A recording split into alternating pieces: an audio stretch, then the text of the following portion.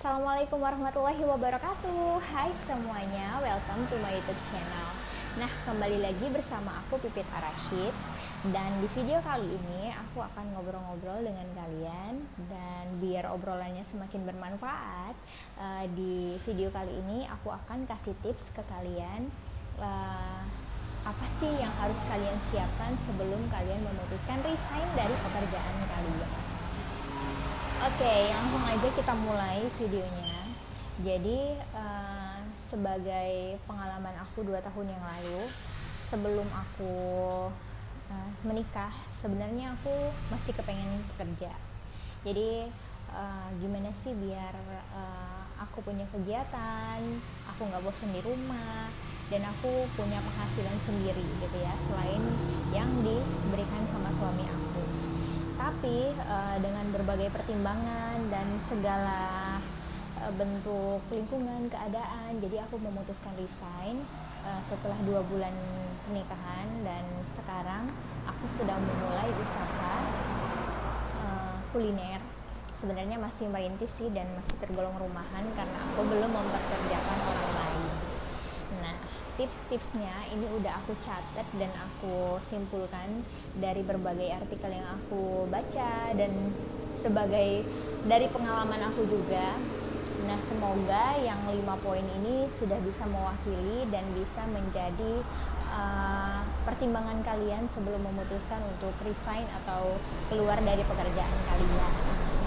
Oke, tips yang pertama adalah kalian harus mempersiapkan mental. Nah, sebelum kalian memutuskan resign, kalian tentunya akan tahu dong konsekuensi kedepannya akan menjadi pengangguran, atau kalau misalnya kalian punya another job, atau kalian punya usaha lain selain dari pekerjaan, ya it's okay. Tapi yang pertama adalah siapkan mental, ya.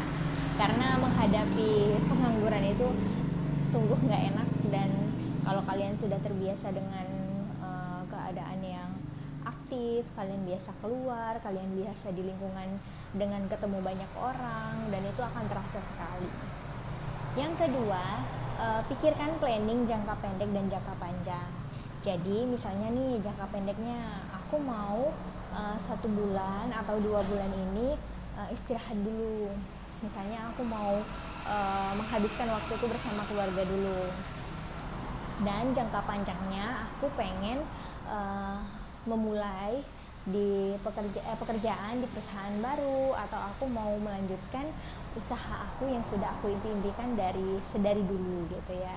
Jadi kalau kalian belum punya planning jangka panjang, sebelum kalian resign tuh kalian harus pikirkan dulu, apakah hari ini setelah aku resign aku akan mencari pekerjaan lain, atau aku akan memulai usaha sesuai dengan passion aku gitu ya. Nah, yang ketiga, kalian sudah punya saving atau kalian sudah punya tabungan, uang, dana yang bisa kalian pakai untuk biaya sehari-hari dan biaya darurat minimal selama 3 bulan terakhir. Nah, mungkin kalian kalau yang sudah bekerja di perusahaan juga pasti punya tabungan ya di BPJS Ketenagakerjaan, karena kita sudah dipotong dari gaji kita, dari penghasilan kita. Jadi mungkin itu bisa dicairkan 1 atau 2 bulan ke depan setelah kita resign. Dan itu menurut aku ya lumayan, karena kan itu disesuaikan juga dengan UMR dan potongan-potongan dari gaji kita ya. Jadi kayaknya kalau menurut aku dari pengalaman aku sebelumnya, dan uang itu juga cukup lah, malah aku bisa pakai uang tabungan itu untuk memulai usaha aku.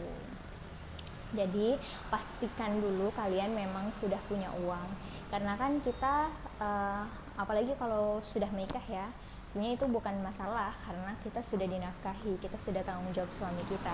Tapi kalau misalnya kalian yang belum menikah, walaupun kalian masih tinggal dengan orang tua, kalaupun kalian punya orang tua yang mampu, setidaknya kalian sudah punya dana sendiri, karena di usia kita tuh sudah pada level yang harus mempersiapkan masa depan kita sendiri.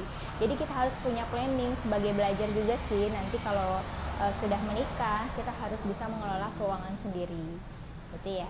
Jadi dipersiapkan benar finansialnya, dana keuangan darurat, biar kita nggak kagok waktu kita sudah selesai resign gitu.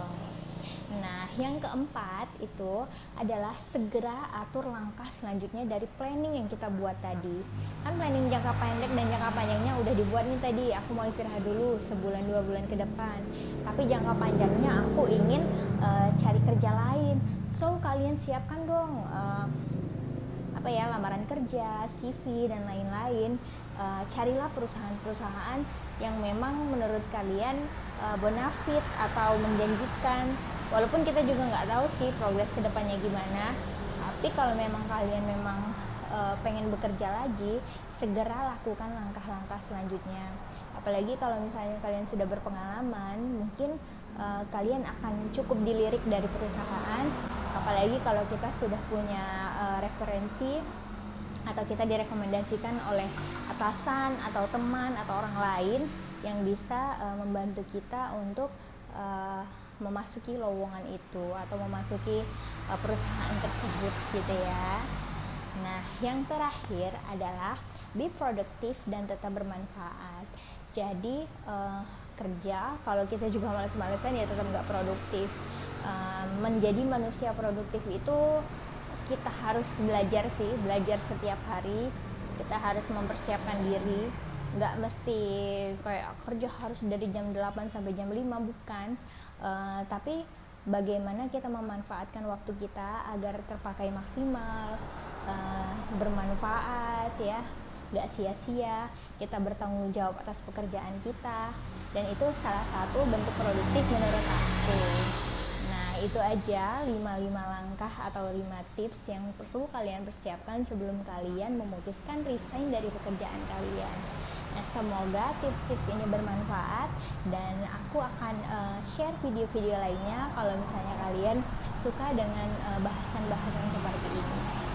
So, teman-teman, jangan lupa ya, like, share, dan komen channel ini biar aku makin semangat bikin video-video selanjutnya. Terus jangan lupa tuh tekan tombol notification biar kalian selalu update ketika aku upload video barunya. Sampai di sini dulu. Thank you for watching dan see you on my next video. Wassalamualaikum warahmatullahi wabarakatuh. Bye.